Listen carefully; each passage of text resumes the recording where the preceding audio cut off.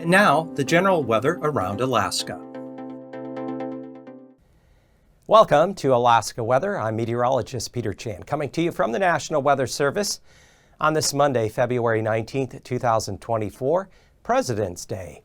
And as always, if you would like additional weather information on top of what is provided in this YouTube video, you can go to weather.gov. That is the National Weather Service's online presence. And you point and click anywhere on this map of the continental U.S., or you have Hawaii, Alaska to the lower left with tabs for the territories. You can pull up a forecast for anywhere in the nation, along with any relevant watches, warnings, or advisories. And as always, a quick check the rest of the country, because many of us have come from other parts of the country or have friends and family in the lower 48, or maybe traveling and visiting other areas.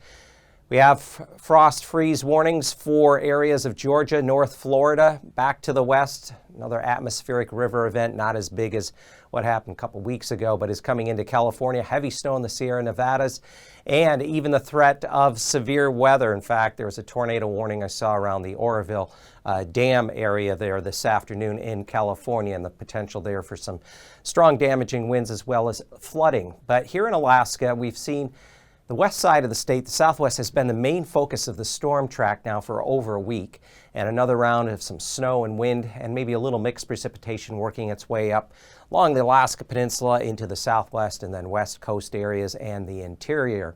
Also ahead of these systems, it's pulling in milder air. We have gusty southeast winds through Turnagain Arm, helping to warm temperatures in the Anchorage Bowl area, but also crossing the Alaska Range. High winds, Chinook winds, though, that could warm temperatures in the 40s in certain areas that are favorable for those downslope warming winds in the Alaska Range. And then there's a stronger front going to be pushing onshore along the southwest coast here midweek on Wednesday. And it could cause some elevated water levels around Kuskokwim Bay. And then finally, the Panhandle's been real quiet. One reason I haven't said a whole lot, because there's just been so much going on across the west and in through the Bering. That area of the state been really hard hit with storms here for well over the week. Those of you in the Panhandle enjoyed some relatively quiet weather thanks to that big high pressure last week that was centered over northwest Canada, but some active weather is going to return your way starting Thursday.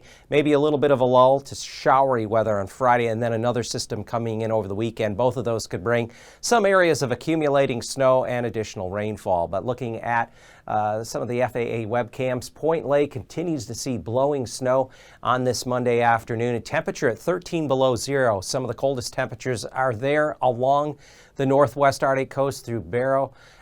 Atchison had the state low of 17 below this morning. Anvik in the western interior, light snow and fog, 25 degrees. A winter storm warning remains in effect for Anvik, as well as areas up around Caltag, Ruby Galena. Holy Cross could pick up as much as 6 to 12 inches of snow through early Wednesday morning. Anchorage area has seen temperatures jump up again into the lower 40s this afternoon. Ted Stevens Airport, 42 degrees.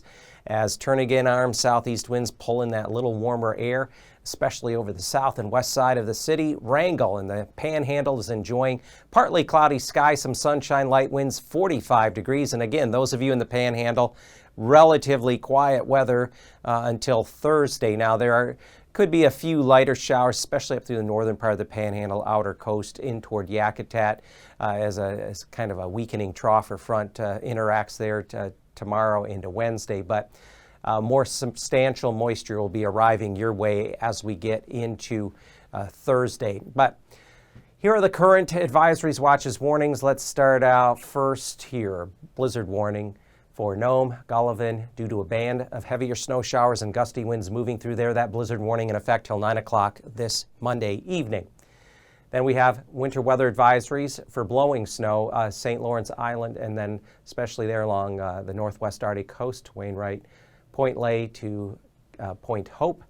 And then here in the western interior is that winter storm warning for, as I mentioned, Anvik on up through Ruby, Galena, just west-northwest of McGrath. As much as 6 to 12 inches of snow could fall here through early Wednesday morning.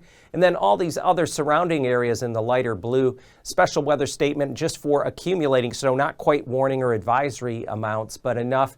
You could have areas of snow and blowing snow.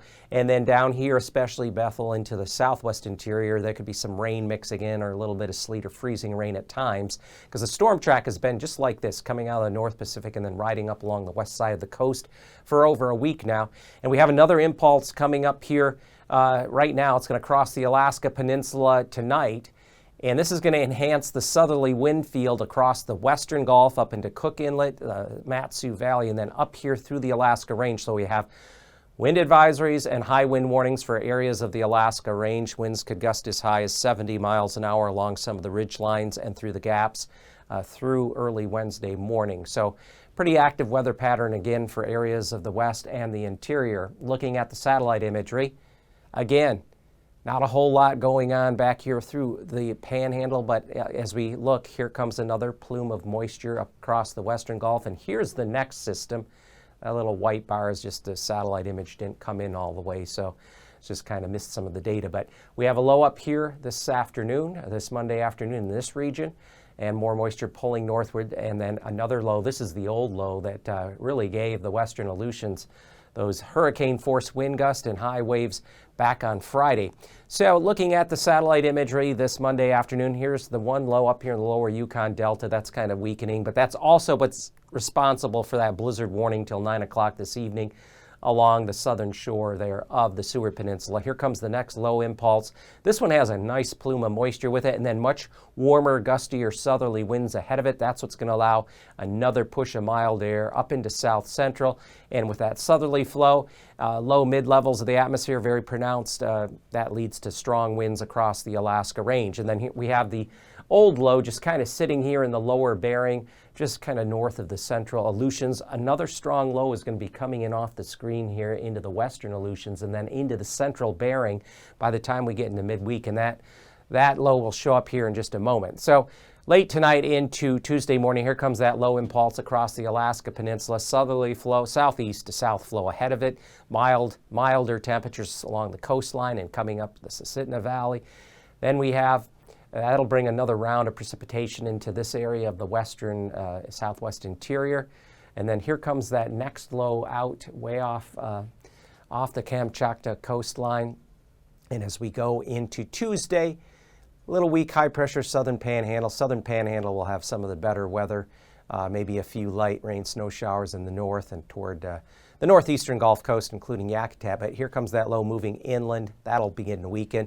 This cold front will tend to wash out, not be as strong, but it's going to push moisture eastward, and eventually what's left of that is going to push into the panhandle on Thursday. This is a pretty big low. It drops down to 950 millibars, and as it emerges into the central Bering, what'll happen is it's going to have a broad front arcing out ahead of it. This front could cause some higher water levels along the southwest coast, especially Kuskokwim Bay on Wednesday. So be aware of that. There may be some other statements or advisories put out for that threat. But as that front works its way eastward, this is the main piece of energy that's going to eventually work toward the Gulf by the time, and then into the panhandle by the time we get through Thursday, early Friday. And after that, the overall pattern is for stuff to work its way west, southwest to east, northeast. So there will be other systems coming into the Gulf. And over the weekend, another low will come up and move into the Gulf. So a couple of systems will impact the panhandle, northeastern Gulf by the time we get into Thursday, a little lull Friday, and then another system Saturday into Sunday. Looking at temperatures across the map, temperatures are generally above freezing in the panhandle, with the exception of the north up toward Skagway and Haines. The interior, look at these temperatures. Copper River Basin up near freezing, where that had been the ice box. The cold air settles in there during the cold periods that we've had here over the past 2-3 weeks. But many areas staying above freezing with that just mild southeast to south flow. And then for Tuesday afternoon, we expect temperatures along the Gulf Coast and up around in the Anchorage Bowl and even the Matsu Valley 40s. Same thing here, much of the panhandle, 40s could even be a 50-degree reading around Klawak, Craig. And then temperatures Wednesday morning, generally above freezing again in the panhandle, in the mid, even upper 30s. 30s, generally above freezing along the coast southward. Interior may just flirt with freezing, and then temperatures not quite as warm on Wednesday. We're going to begin to get a little cooler air try to come in from the west, but still upper 30s to near 40 there on the west side of the Kenai Peninsula on up toward Anchorage, and then here through the Panhandle, still potentially a 50-degree reading here.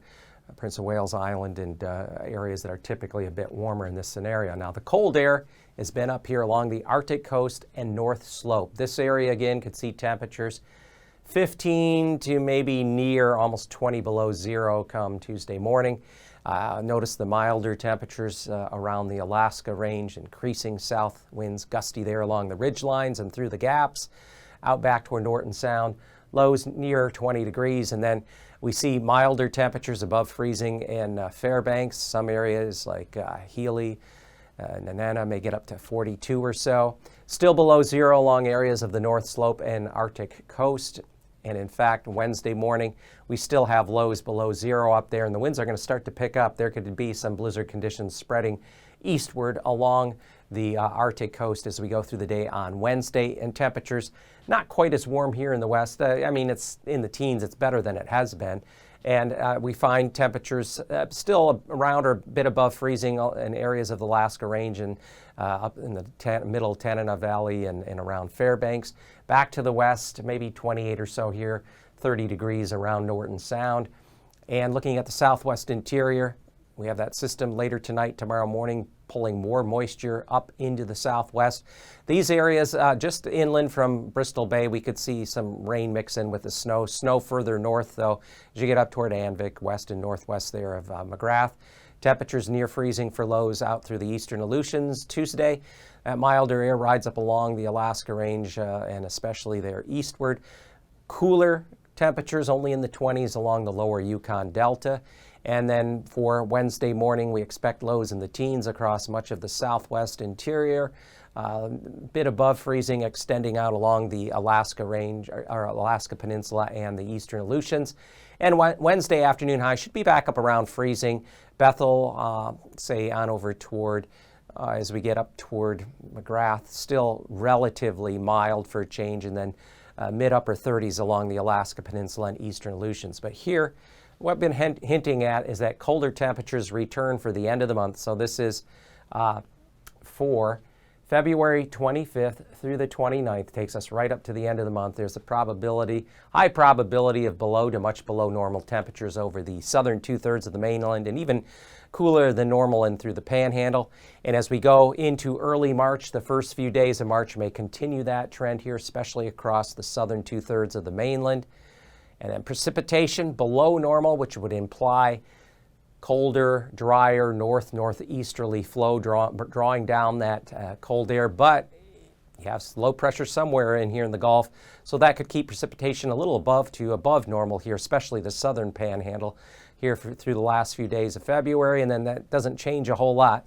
We have drier conditions along areas of the western mainland into the interior, whereas precipitation could average a bit above normal across the Panhandle to start out the first few days of March.